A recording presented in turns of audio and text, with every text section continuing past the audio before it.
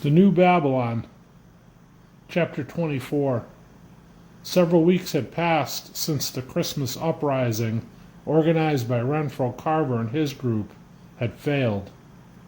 Kevin Falk and John Allen walked down the hallway to the basement rooms that served as the holding area for offenders.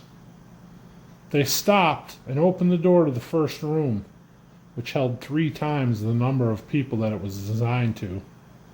John Allen announced, "Okay, get on your feet.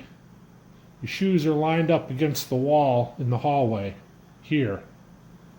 Grab them on your way out and carry them to the common area down the hall." He motioned them toward the south end of the hallway. The boys walked single file out the door and down the hall, picking up their shoes as they passed. John Allen led them into the common area and instructed them to take a seat on the fold-out aluminum bleachers that were arranged on one side of the makeshift gymnasium. In front of the bleachers was a long folding table with a pile of brown paper grocery bags on it. John addressed the group. "Okay, listen up. We're going to do this quickly. On that table there's a bag for each of you. Contains 3 days worth of food, maybe 4 if you can serve. Also, in each bag is a 2-liter bottle of water. When we leave this room, each one of you is to grab a bag on your way out. Also, under that same table, you will each recognize one of your own personal backpack or day packs.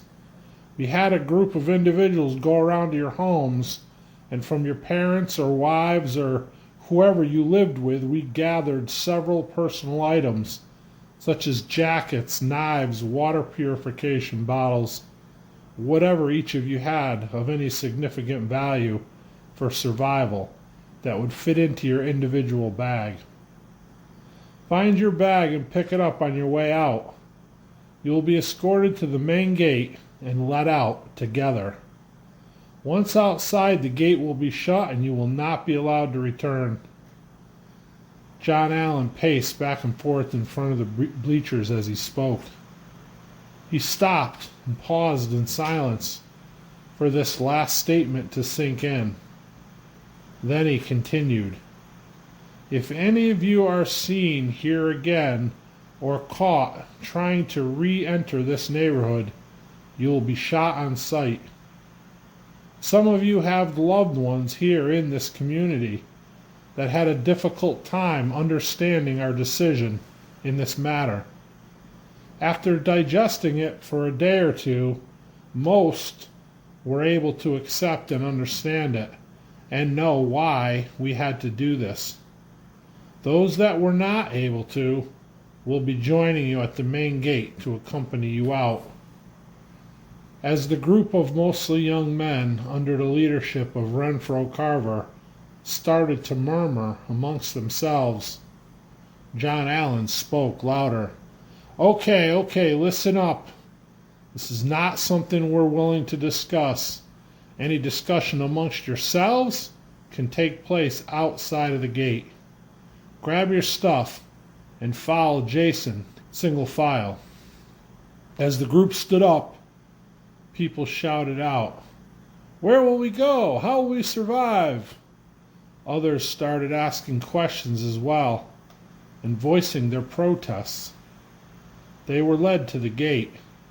Those family members that waited there joined them, and together the group was escorted out. Kevin had a hard time accepting the outcome as well. He had proposed and championed a much harder line of punishment for the group.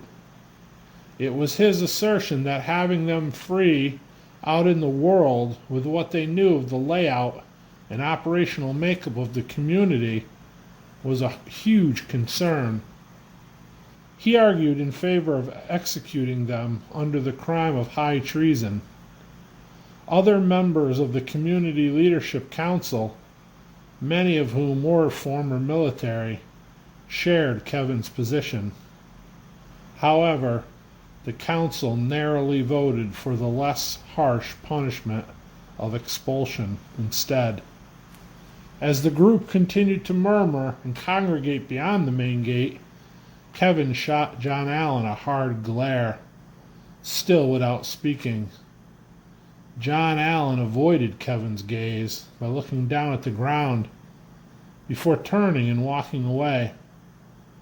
Kevin looked at the security team member on gate duty and said, "You have your orders," before he himself turned and walked away.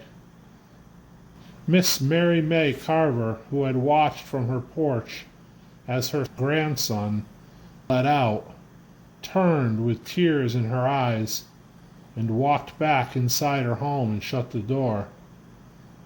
If Pastor Rubens and Sarah Falk, both members of the Leadership Council, had voted differently, the maintenance detail would be digging graves right now. As Kevin stormed into the church and up the stairs to his office, his wife watched him from the gallery in the sanctuary. She wanted desperately to go to him, but knowing him better than anyone, she knew to just give him some time alone. She started down the steps outside to return to the infirmary. She passed Isaac Rubens on his way in. "Is Kevin inside?" he asked her. She nodded and said, "Isaac, you know Kevin. He needs his time alone right now." She reached out and grabbed his hand. She knew Pastor Rubens was hurting, as he always did when he felt the thread of discord start to unravel. He smiled at her. "I know, Sarah, but I have to see him now. It's for the best." She just nodded, continued on her way. She knew Isaac Rubens, too. She knew that the two of them would be all right. This wasn't the first disagreement they would be forced to work through, and it wouldn't be their last. In many ways, the dichotomy between them was the perfect formula for the balance that worked to make this community succeed. The hard-line extreme methods and practices of her husband and the more moderate, spiritually minded approach of Pastor Rubens. Once melded together, it was the perfect blend of hard and soft, of extreme and moderate. Sarah had watched it work its way out before, and she was confident that it would again. The process, however, was seldom easy or quick. She sighed as she walked through the infirmary. Pastor Rubens knocked gently on the office door. Kevin shouted out from behind the closed door, "Not now. Whatever it is, it needs to wait till tomorrow," he said firmly. Isaac paused briefly and knocked again. "Kevin, it's Isaac." He waited briefly in silence. "Come on in, preacher." Isaac opened the door and slowly walked in, taking a seat on the couch against the wall. He didn't say anything, waiting for Kevin to be ready to talk. Isaac knew that letting Kevin brood by himself for a day or two did nothing to help the process. It only served to prolong it. Now the process had begun. Isaac knew that the sooner he initiated it, the sooner they would get through it. He sat in silence, waiting for his friend to be ready to talk to him. Out in Pennsylvania, Bryce Leonard and his group were all packed and ready to go. As the sun peeked out over the eastern horizon, they closed and locked the door to Arby's cabin and began the long trek to the retreat in Kentucky. They were well rested and well supplied. Although the journey would continue to be long, they were each looking forward to getting to their new home.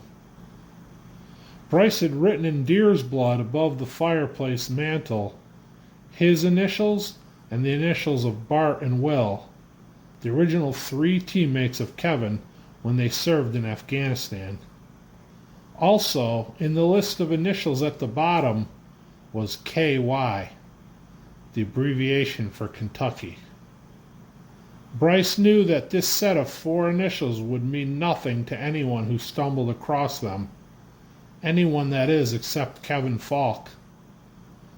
The group walked up into the hills and along the ridge. They walked single file, 50 yards between each of them. Comms up and walking toward a common destination.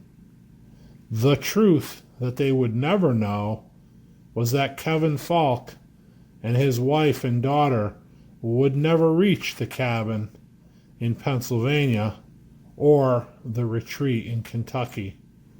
Kevin had already decided to stay behind in Queens with Isaac and the community that he had helped build. The end.